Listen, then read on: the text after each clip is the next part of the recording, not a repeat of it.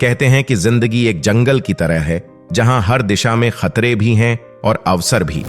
हर पेड़, हर जानवर, हर हवा का झोंका कोई न कोई सीख जरूर देता है। इसी जंगल की गोद में एक ऐसी कहानी छिपी है जो हमें न केवल जीवन की सच्चाइयां सिखाती है, बल्कि श्री कृष्ण के उपदेशों से जोड़ती है, जहां मोह, माया, ईर्ष्या और स्वार्थ जैसे भाव हमारे अंदर के जंगल को गहराते हैं।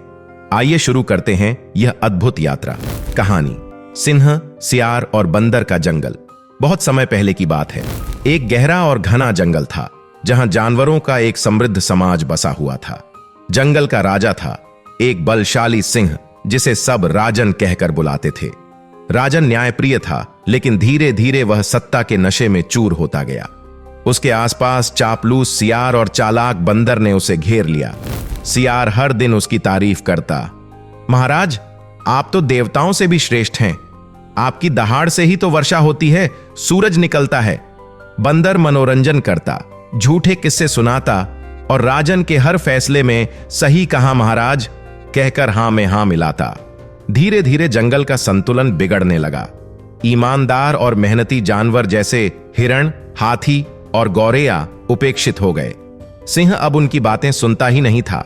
वह अपने सियार और बंदर के राज दरबार में मग्न रहता था। यही तो आज की दुनिया है। पैसा और सत्ता के आगे सच्चाई, मेहनत और अच्छाई हार जाती है। श्री कृष्ण ने गीता में कहा है, जो लोग तुमसे जलते हैं उनसे घृणा मत करो, वे जानते हैं कि तुम उनसे श्रेष्ठ हो। एक दिन जंगल में अकाल पड़ गया। नदी सूख गई, फल फूल खत्म हो गए और शिकारी जंगल में घुसने लगे। अब चापलूस बंदर और सियार अपने छिपे हुए स्थानों में भाग गए। वे सिंह को अकेला छोड़ गए। अब वह सिंह जो कभी शक्तिशाली और पूज्य था, अकेला और असहाय हो गया। तभी एक बूढ़ा हाथी उसके पास आया, वही हाथी जिसे सिंह ने कभी तिरस्कृत किया था।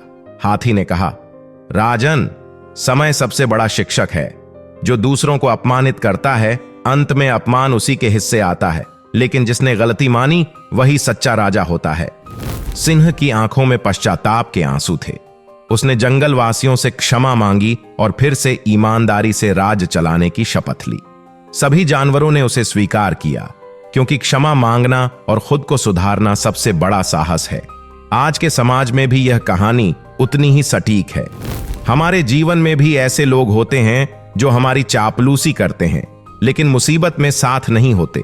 इसीलिए जरूरी है कि हम अपने भीतर के जंगल को पहचानें। कौन सिंह है, कौन सियार है और कौन हाथी।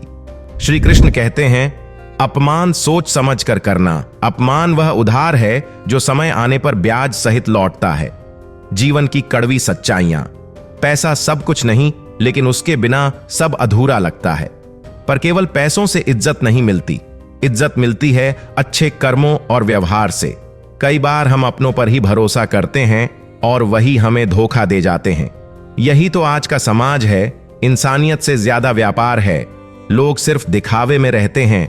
जो भीतर से दुखी हैं, वही बाहर सबसे ज्यादा मुस्कुराते हैं। मौन सबसे बड़ा जवाब है। जो लोग आपके शब्दों की कद्र नहीं करते, उन्हें मौन ही समझाता है।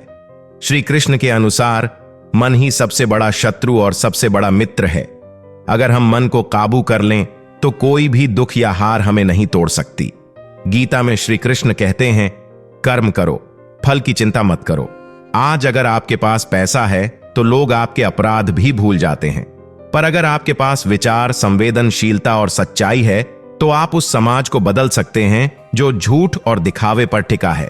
उस जंगल की कहानी में छिपा है आज का समाज। सिंह बनो, लेकिन ऐसा जो चुपचाप न्याय करे, सियारों से दूर रहे, बंदरों की हंसी पर न डोले और हाथी जैसे बुद्धिमानों की सुन सके।